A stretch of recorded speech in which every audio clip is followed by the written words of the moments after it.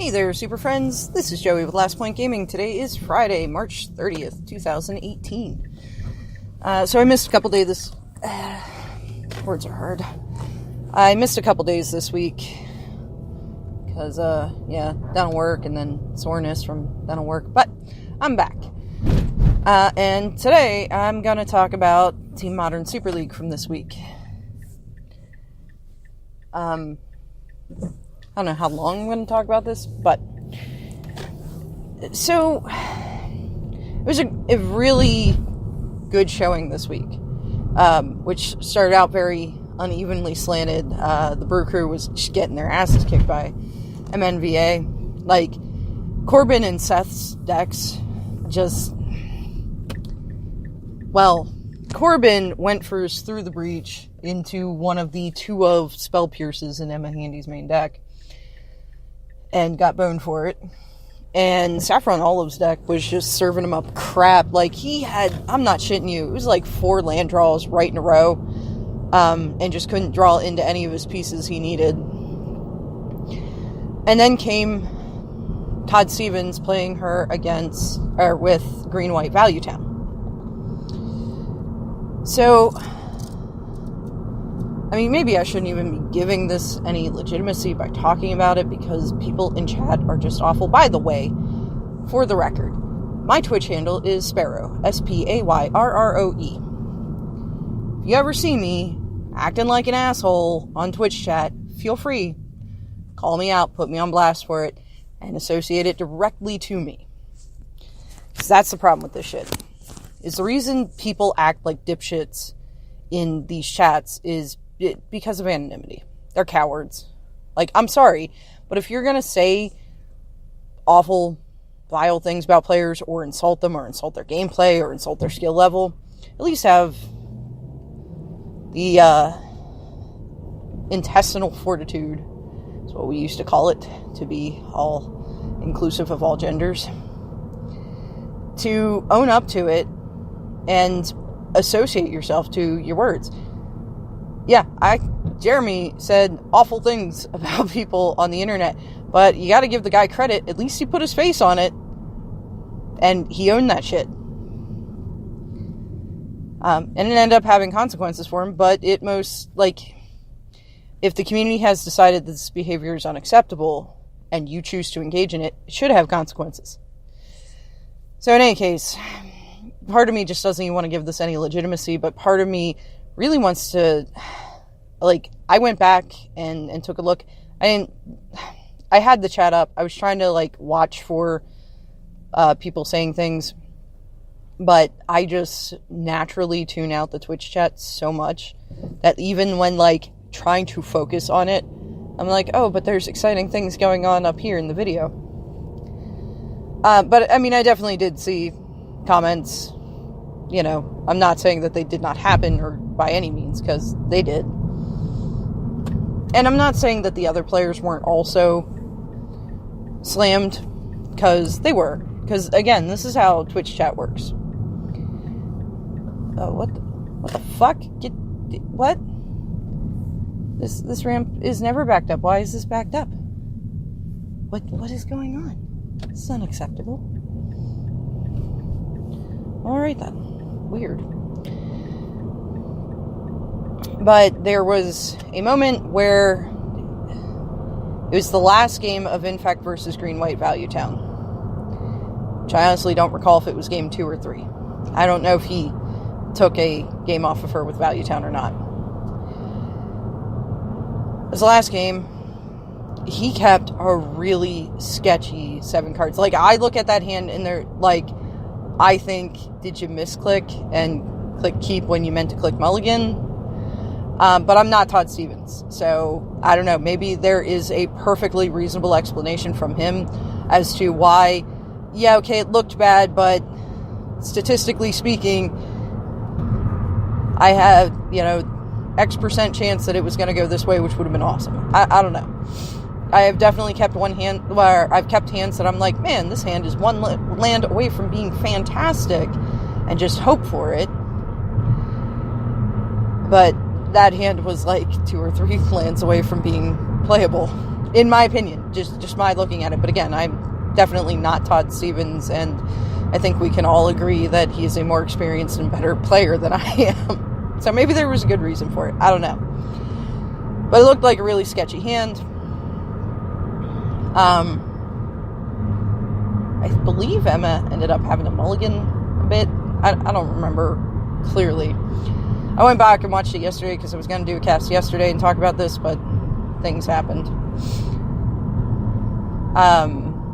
So anyway, he ends up with a Blessed Alliance in hand. And he ends up, because his hand was 6, good cards because it's Value Town. They're all good cards. And a Ghost Quarter. No other lands. But he had like a Bop, which is Birds of Paradise if you're not familiar.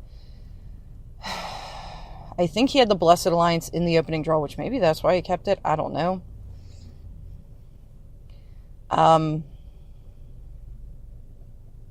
That's like the only 3 cards I can remember. So he plays out his Ghost Quarter turn 1. I don't think he drew another land on his turn 1 draw step. He must have won a game because he was, I think, on the draw for that one. I think. His second draw, did he get the... We end up in the board state. I can't really remember the exact sequencing. He had, at one point, ended up drawing Gavany Township. He played it. He Ghost Quartered his own township, and got a forest, played out the Birds of Paradise. Then, ended up picking up another forest and a Temple Garden. So, he's gotten to 4 mana, but he has this Blessed Alliance in hand. And by this point, Emma has, a Breeding Pool, a Misty Rainforest, a colorless land, must be an Inkmoth Nexus, and, she had 3 Noble Hierarchs, and she had kept chipping in with the Noble Hierarch with the Exalted triggers. So he's actually, in danger zone on life, too.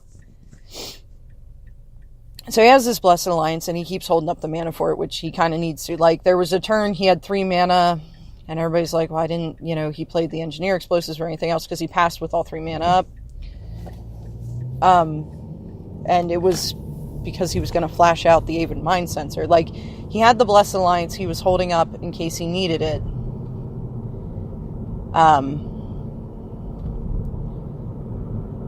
Because in order for her to attack with Noble Hierarch, she has to only attack with 1. And if she plays a Pump Spell or whatever, he can blow the Blessed Alliance if he needs it. But if he doesn't need it, I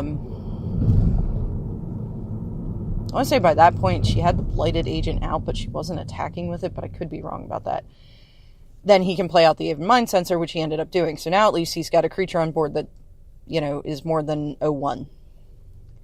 But he keeps holding up this Blessed Alliance mana. Well, she ends up playing out a Blighted Agent, and she doesn't swing with it for a while. And she keeps pressuring with these Noble Hierarchs. And this is where the stream sniping accusation first comes up. It's oh, no, okay, see, if we look at this objectively, she has a Blighted Agent, she plays it, because there's no sense in not playing it in case he does something to her Noble Hierarchs. And keep in mind that in Super League, they have access to the deck list. She knew the 75 cards he had available to him. So, and being that this was a post-board game, she knew there was only 60 in the deck, but she knew what the 75 were that he had available, and I'm sure she's worked with Todd Stevens enough to have a good idea of what he would have boarded in that match. So, she's swinging in with this Noble Hierarch because he's been kind of broadcasting that he has the Blessed Alliance. Plus, she knows it's a 4-of.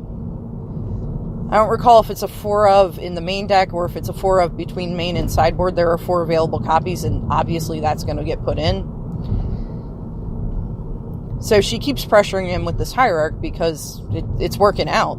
she doesn't have a reason to move on to another place. She doesn't have a reason to put that Blighted Agent at risk. And he hasn't tried to path it yet, and I believe she had a Vines of the Vastwood in her hand. Or Vines of Vastwood. And Vines of Vastwood, it costs a green, or you can pay the second green for the kicker cost, and gives it hexproof. So even like a path or whatever, he has to be careful when he tries to cast it. So thus far, he's provided no incentive for her to go for the infect kill, and she's whittled him down pretty hard with these Hierarch attacks. Well, then he drops a Ratchet Bomb on 1. Presumably, he did this to try to push her into taking an Exalted Swing with the Blighted Agent, because of course he had the Blessed Alliance. Now, he has 3 mana up after casting the Ratchet Bomb on 1, which means he can either crack the Ratchet Bomb or play the Blessed Alliance. He cannot do both. He's shy 1 mana for that. So, if she hits him with the Hierarch, he just pops the Ratchet Bomb. She's been given really good reason to believe that he has the Blessed Alliance, or he's bluffing it real fucking hard. They both played to the outs available to them. Now, another thing to keep in mind is at this point, Emma does not have another creature in hand. And this is important because this would encourage her to take a less risky line. Like, yeah, she could definitely close it out in 1 swing with the Blighted Agent with the Exalted triggers. But I feel like the pump spells in her hand put her high enough to 1 swing even without the Exalted triggers, but I'm not positive about that. Because I do not remember exactly what was in her hand. I'm pretty sure there was a Vines of Vastwood, and maybe a Become Immense. I don't know. But there were 2 pump spells in her hand. It may have equaled 10. But she has no other creatures in hand. He put that Ratchet Bomb down on 1, clearly signifying that he's going to kill her Noble Hierarchs the next turn. Why not just pop it now? Well, that means, he's diligently holding up mana. Otherwise, it would make way more sense to crack the Ratchet Bomb on his turn if he was just trying to take out the Hierarchs, because then she can't even use them for mana for anything productive. Unless if he would have done it on his end step, cracking the Ratchet Bomb, well, then they're no longer mana accelerants. So,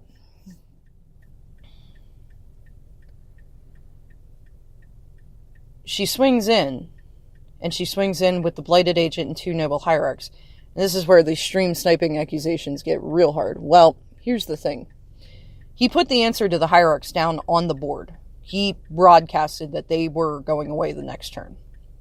Most likely. He was going to take out his own Bird of Paradise, which would suck a little because that would put him back down to 3 mana, but he had plenty of 3-drop stuff to play in his hand. So if she takes the Exalted Swing with the Blighted Agent, here's the worst possible case scenario. He Blessed Alliances the Blighted Agent. She's got no more creatures in hand, only pump spells. And then on his following turn, he cracks the Ratchet Bomb and kills her Hierarchs. So, another possibility is maybe he's got the path, or something along those lines. What if he has a targeted removal spell? Because if she swings in with a Noble Hierarch and the Blighted Agent, pretty sure he had tapped his Mind Sensor to attack. I don't think he had any blockers up. I mean, I would question why she swung in with 2 Noble Hierarchs and the Agent instead of just 1.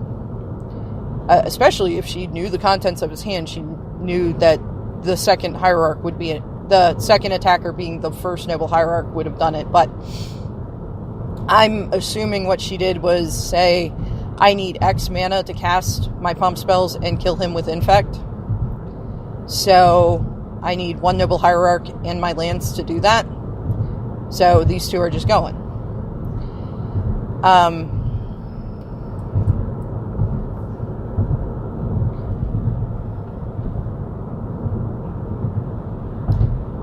But if she just goes for the Exalted Strike with the Blighted Agent, and he has the Blessed Alliance, which she is aware is available to him, then she is completely boned. Now, she does have the Inkmoth Nexus. I did forget about that it is a creature, but to be able to attack with that puts her down 2 mana out of the 3 she'd have. So, and Inkmoth Nexus is blockable. And he already has an Aven Mind Sensor out. That's the big advantage of Blighted Agent, and in fact, is it's unblockable. And it's likely why he was reserving the Blessed Alliance for the Blighted Agent. So she swings in, and there's nothing he can do. But because of the way she put her strike together, if he had a way to target remove the Blighted Agent, it wouldn't matter, because she could just pump one of the attacking hierarchs with her pump spells and close the distance in just regular damage. She hedged her bets and played a little bit more conservatively because the possibility of her getting punished for a greedy line was just too much, and she would have been punished hard for taking the greedy line. So I think Todd was hoping that the only way she could get to enough poison to kill him was with the Exalted triggers. So putting the Ratchet Bomb on 1 really would entice her to swing in with the Blighted Agent, but leaving the 3 mana up and not cracking the Ratchet Bomb on his end step to cut her off from, the mana and everything, definitely is suspicious. It definitely indicates that he has another trick available to him, but not enough mana to do both, in my opinion. Now, if I were her in that situation, I probably would have gone ham. I would have taken that risk, and I would have gotten punished hard. So I'm not saying, man, any idiot who can't see this, now having perfect knowledge of, what was in her hand and everything, and having, the outside perspective, I'm not the one under pressure playing the game. I can see why she's doing what she's doing. And I do get the feeling that a lot of people are like, oh, she's totally stream sniping. Either A, are just saying stupid things to be aggressive and angsty, or B, are just salty that they wouldn't have seen that trap.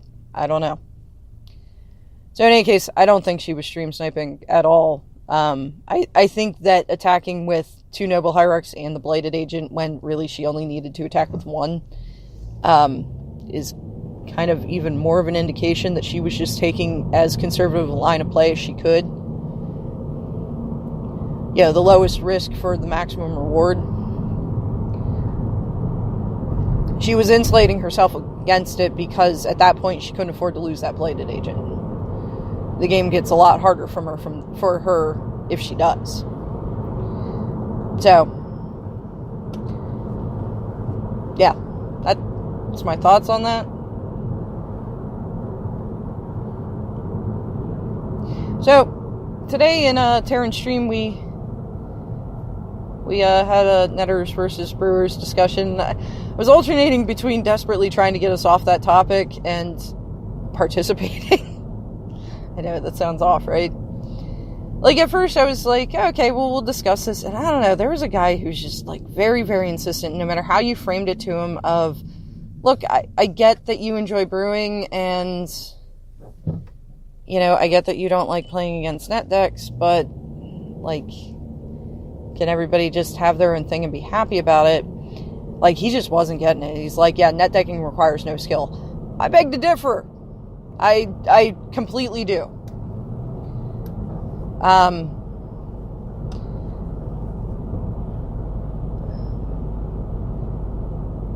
You really have to learn to play the deck. Now, somebody did bring up the concept of, I just get, pissy when net deckers, get all shitty with me, and it's like, don't waste my time with your brew, and I'm like, well, that is the stupidest thing ever. Because going up against brews helps you, kind of out of left field thing. Because when you're going up against meta decks, chances are you've read a bunch of articles about this net deck that you're playing, because I know I do. Or you've watched people play it, or, like, you have an understanding, like, you've taken the time even on your own to sit down and look at the deck list and say, okay, and the sideboard and say, okay, against this archetype, this is what I do. You know, against Godfarer's Gift, this is what I side in. Against Blue-White Drakehaven, this is what I side in. Against Green-Black counters, this is what I side in. That, like, it's very formulaic because you have a good idea what's in the decks. Though, man, have I gotten punished for that a couple times. But when you go up against, you know, a random left field brew, that's when you have to think, like, all right, what did I see from their deck? Their, you know, general strategy seems to be this. What 60 of the 75 cards available to me best sets me up for success under these terms, you know?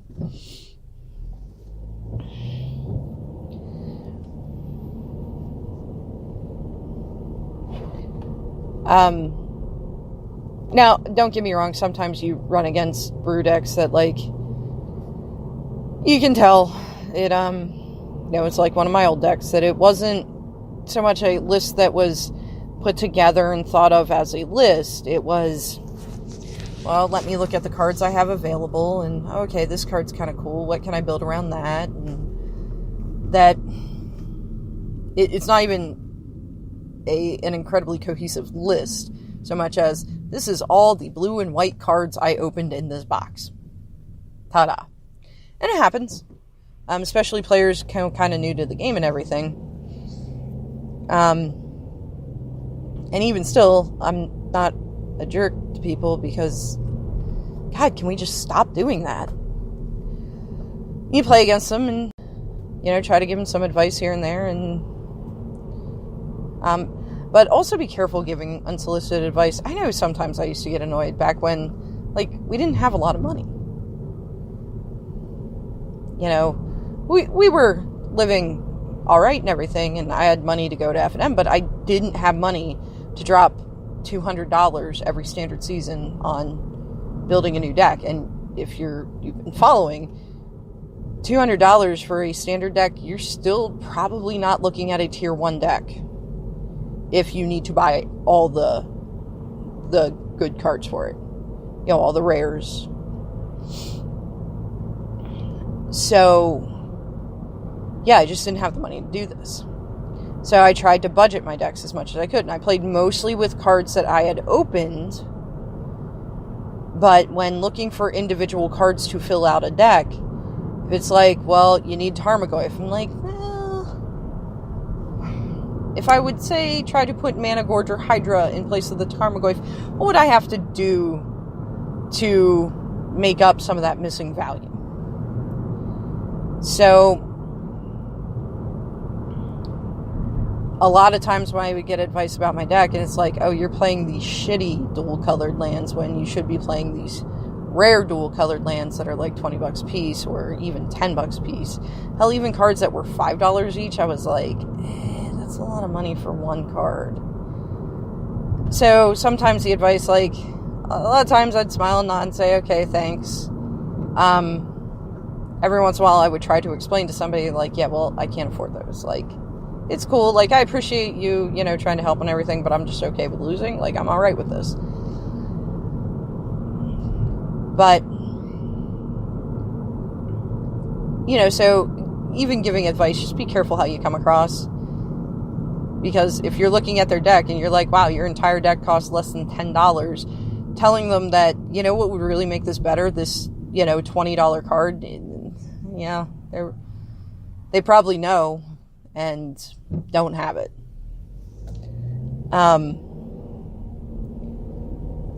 But you really, I don't think people should be shaming brewers. I don't think people should be shaming net deckers. I think we just need to stop shaming each other, stupid crap. But the problem is people, like, need to get worked up about things.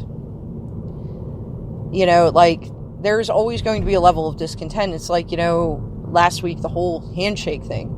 And it's like, well, I mean, I guess that says a lot for the Magic community right now, that this is what we're all, like, throwing our opinions about on and snarling at each other over. is like, this has got to be the stupidest shit I've seen pop up as far as a thing to snark and bitch about in the Magic community. Like, yeah. Do I consider it good sportsmanship to offer the handshake? Yeah. And as I said when I did my cast on that, I always saw it as an act of concession. Just in my experience, that the person saying, oh, yep, the match is over now, extends their hand to indicate that they have accepted that the match is over and that they're on the losing end of it. But if people don't want to make contact, people don't want to make contact. Like, be it because they have a physical reason to not want to touch somebody else's hand, or if they're throwing themselves a little pity party at that moment and just taking that loss a little hard. Whatever. As long as they don't say nasty, horrible things to you and, just aren't a general dick to you, aside from and I'm done engaging for now. Whatever. But I think the community as a whole needs to start accepting that different people have different feelings on things. And as long as you are not causing somebody harm, either, emotional, physical, mental, dude, just knock it the fuck off. God. And yeah, I kind of felt like we were getting that feudal aspect, that we had the two sides going back and forth on this. And even some of the brewers being like, I don't have a problem with net deckers. And it was just the same argument being recycled over and over again. So then I started trying to change the topic. And then that wasn't working out, so I got back into it and dropped can we just stop, can people just stop shaming other players for not enjoying the game the way they feel that the game should be enjoyed? But we got a lot of that.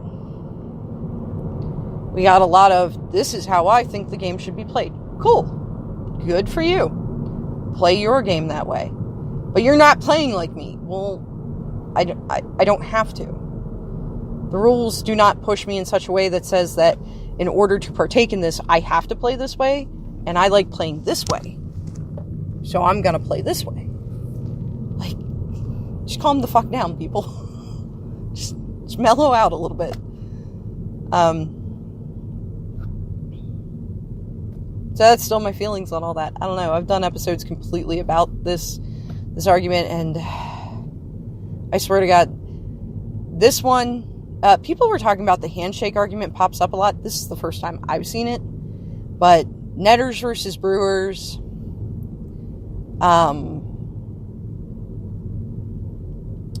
reserve list and card prices, and diversity in the Magic community. 3 topics that you can count on coming up. Oh, if you're lucky, every 6 months. If you're not, every 3.